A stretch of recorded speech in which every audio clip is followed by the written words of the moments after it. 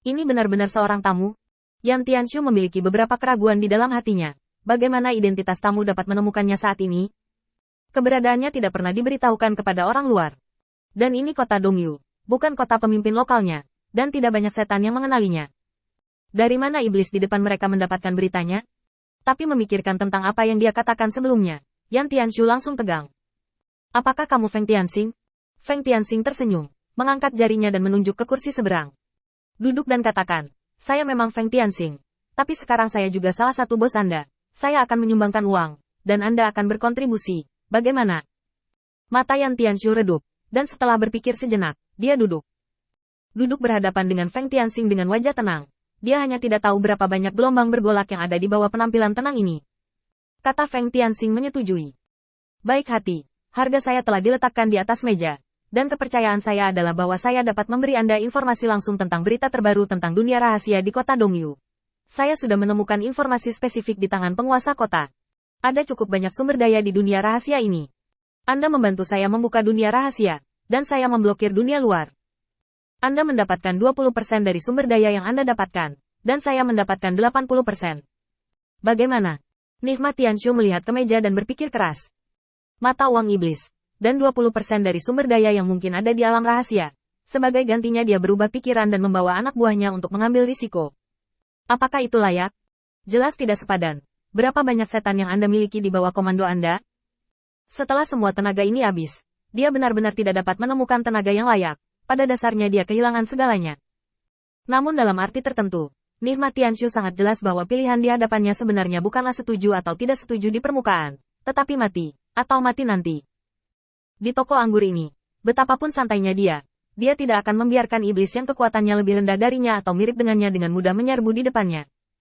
Jika Feng Tianxing tidak membuka mulutnya, dia bahkan tidak akan menyadari penampilan Feng Tianxing. Tidak peduli metode apa yang digunakan untuk mencapai ini, apakah itu kekuatan atau kartu truf penyelamat lainnya. Singkatnya, jika dia bisa tampil seperti ini sekali, dia bisa muncul untuk kedua kalinya.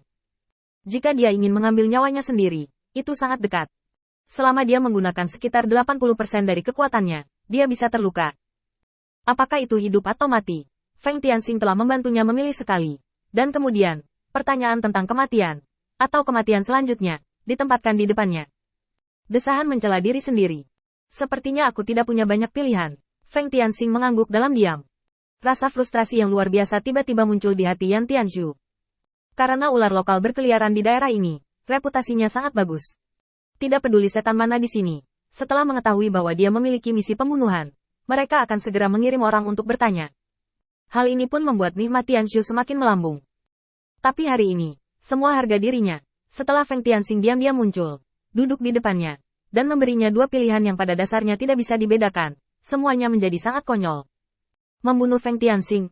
Pada awalnya, saya harus begitu gegabah dan bingung sehingga saya membuat pilihan seperti itu. Tidak buruk jika saya bisa dibunuh olehnya. Mengambil koin di atas meja dengan santai, Yan Tianshu menghela nafas tanpa daya. Sekarang aku hanya bisa berdoa agar kamu tidak berbohong padaku, dan kamu bersedia menepati janjimu, dan kamu akan melepaskan aku dan orang-orangku ketika kamu mendapatkan barang-barang itu. Feng Tianxing mengangguk dengan anggun. Itu wajar, tetapi saya harus mengingatkan Anda bahwa dunia rahasia ini terkubur sangat dalam, dan ada banyak jebakan di dalamnya, dan sekarang Anda juga memiliki banyak pesaing. Jika Anda tidak memiliki tekad untuk melawan segalanya, maka saya tetap menyarankan Anda memilih untuk diterima. Lebih baik aku membunuhnya. Setidaknya aku bisa memberimu waktu yang baik. Nihma Tianshu menggelengkan kepalanya lagi dan lagi. Lupakan, tamu, apa yang kamu bicarakan? Lebih baik mati daripada hidup. Hanya dengan hidup bisa ada semua kemungkinan. Bagaimana dengan sedikit harapan? Kamu harus berjuang untuk mendapatkannya, kan? Feng Tianxing tersenyum dan mengangguk. Oke, sekarang kita telah mencapai kerjasama. Aku akan meminta seseorang melepaskanmu nanti, dan aku menantikan penampilanmu. Setelah selesai berbicara, tubuh Feng Tianxing diam-diam bubar, hanya menyisakan Yan Tianshu di restoran. Dengan kepala tertunduk, Yan Tianshu melihat koin di tangannya, merasa sedikit beruntung di hatinya. Untungnya, saya memiliki sedikit nilai guna, jika tidak, saya sudah menjadi mayat. Mungkin tidak ada banyak perbedaan kultivasi antara kedua belah pihak, tetapi perbedaan kekuatannya terlalu besar, tidak ada peluang untuk menang, tidak sama sekali. Di malam hari, Feng Tianxing kembali ke halaman dan melirik keduanya yang masih mengajar pekerjaan rumah dan mengobrol. Hei, kenapa kamu berbicara begitu panas? Apa yang kamu katakan?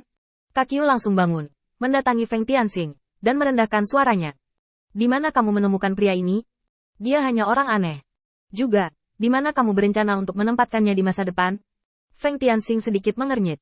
Maksudmu anak ini punya bakat bagus? Kakyu langsung menarik Feng Tian ke samping dan menyebarkan peta.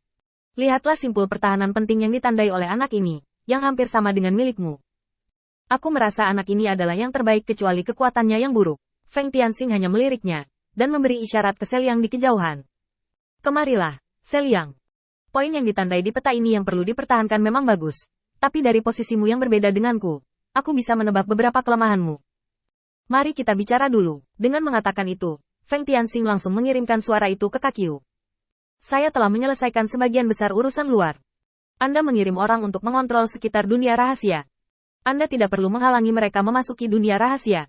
Namun, setiap setan yang ingin memasuki dunia rahasia dapat bersumpah atas kehormatan klan iblis. Hasil diserahkan kepada kami. Kalau tidak, kami akan memberinya hukuman yang paling berat. Kakyu terkejut. Kita tidak akan menjelajahi dunia rahasia itu lagi? Selama 30%, Feng Tianxing pasti akan kembali. Bisakah kamu memastikan bahwa tidak ada korban saat kita memasuki alam rahasia? Bahkan jika kita memasuki eksplorasi, meskipun kita beruntung, hanya ada sedikit kerugian, tetapi kita tidak mampu membelinya. Dan alam rahasia ini sangat kaya, bahkan 1% cukup untuk 80.000 kita orang mendukung setengah tahun. Kakyu langsung mengerti, dan bergegas mengatur staf. Lalu saya akan mengirim 10.000 orang lagi untuk datang. Mereka menemukan banyak properti di dalamnya. Saya khawatir akan ada banyak masalah di masa depan. Mereka akan menakut-nakuti mereka terlebih dahulu sehingga akan ada menjadi lebih sedikit masalah di masa depan. Setelah Kakyu pergi, Feng Tianxing menunjuk ke peta dan memberi Seliang petunjuk lagi. Meskipun posisi ini penting, jika lawan mengepung tetapi tidak menyerang tentara, mereka akan sendirian. Dan jika terjebak, mereka akan bertahan sampai mati. Cepat atau lambat, masalah akan muncul. Kamu harus meninggalkan harapan yang cukup bagi para prajurit untuk bertahan hidup. Hanya dengan alasan bertahan hidup, manfaat yang kamu janjikan akan bermakna.